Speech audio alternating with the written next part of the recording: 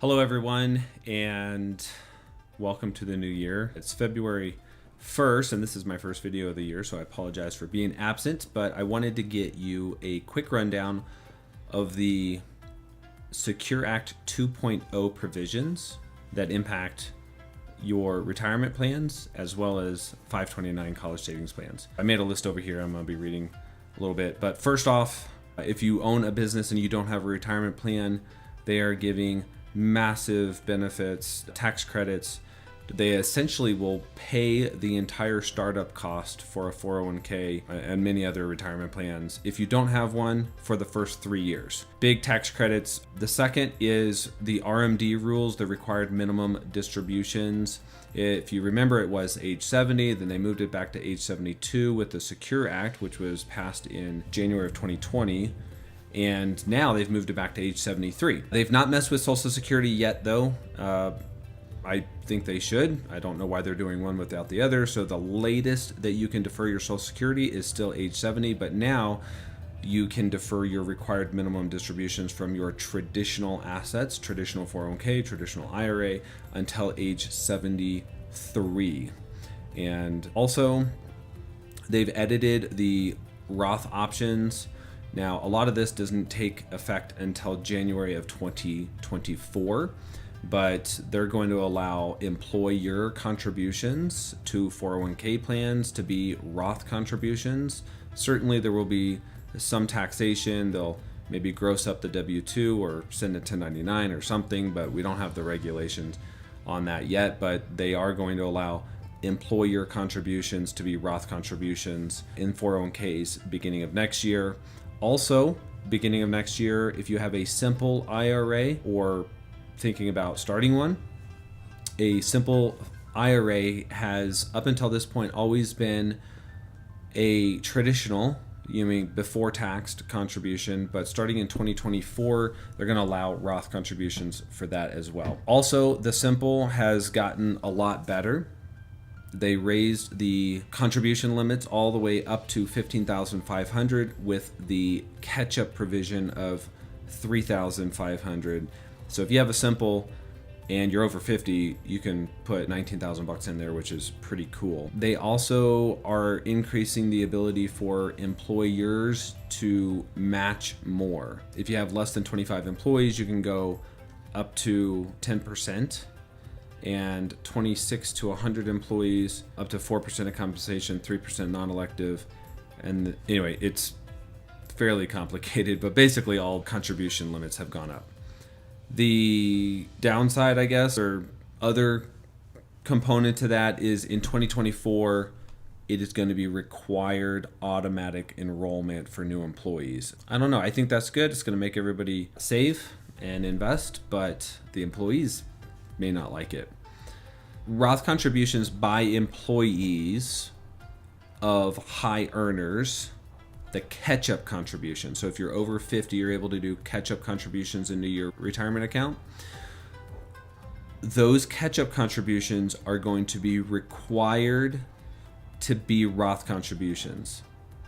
That's if your income's over $145,000. They're going to adjust that for inflation going forward. But basically, if you make $250,000, $300,000, $400,000 and you want to just do the $22,500 plus your additional catch-up contribution in your traditional retirement 401k, you're not going to be able to do that. You can do the $22,500, but then any catch-up's going to have to go into the Roth. I have mixed feelings about that, but yeah, there's some other like Roth savings account, emergency fund stuff. It doesn't amount to a whole lot. It's only $2,500, and there's some restrictions around it. Then there's, for an emergency fund, it's $1,000. It's just really not much money. It's going to be beneficial to some people, but if you're watching this video, it's probably a non-event for you. Oh, the student loan match. So this is interesting.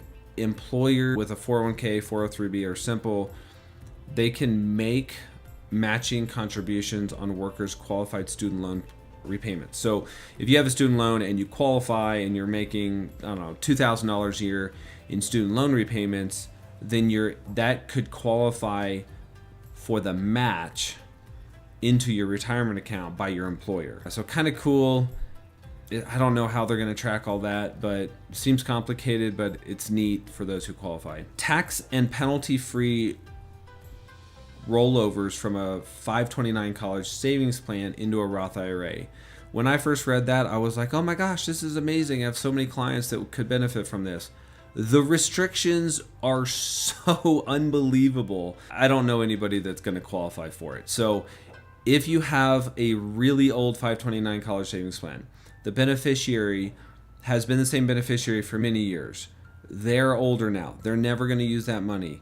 And you want to take a portion of that. I'm assuming there's a lot of money in there. If there's not a lot of money and all of those other criteria have been met, then it might be great.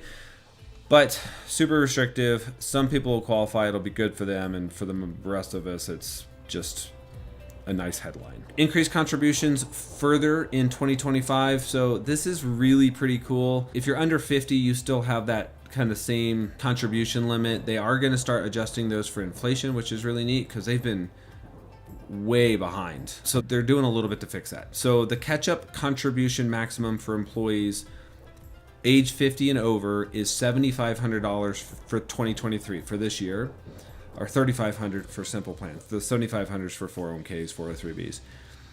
And that's going to be adjusted annually for inflation. Beginning in 2025, this is really cool. If you're age 60 to 63, you get the catch-up plus 50% more, or 10,000, whichever one's greater. So if we roll forward with inflation adjustments and the catch-up for age 50 and over is, let's say, 10,000 by 2025, then if you are age 60, 61, 62, or 63, you get to do 15,000 on top of the regular limit. I think that's awesome for people who are older and want to catch up, putting their money in retirement accounts. I will tell you that it is still massively discriminatory against high earning people under 50. I can't believe that we continue to go down this type of discrimination in our country, but we do. So whatever. I'm not bitter at all. Retirement savings lost and found. So they're gonna make a website where you can find old 401ks and stuff like that. So that's cool. A saver's credit becomes a government match. So this is if you make very small amount of money and you put money in a retirement account, they'll actually, instead of you getting a saver's credit, a tax credit on your tax return, they'll actually allow you to put that money into your retirement account, like Roth IRA, for example. Backdoor Roth, which I know a lot of you do. We do those this time of year, January, February, March, every single year for people. Those were not outlawed. We completely unchanged, actually. That's awesome. That's the way most of our clients make Roth IRA contributions. So we're going to be able to continue to do that. That's it. That's all the kind of major changes of Secure Act 2.0. There was over 200 different provision changes. Some of them are, like I indicated, rolling out in 2024 and some not till 2025. But by and large, I think they did a really good job. They didn't completely ruin some of the things that we do, like backdoor Roth, and they've started to enhance simple IRAs, which I have thought were grossly underutilized by particularly small businesses. If you have 10 or less employees and no one's really super high, if it's not an engineering firm where everybody's making $200,000 a year, like a dental office or a physician's office or a chiropractor's office or a small plumbing company or something like that. Simple IRAs are wonderful, grossly underutilized, very inexpensive to operate, very easy to operate from the employer side. If you don't have one, you probably should have one. Call us, we'll get you set up.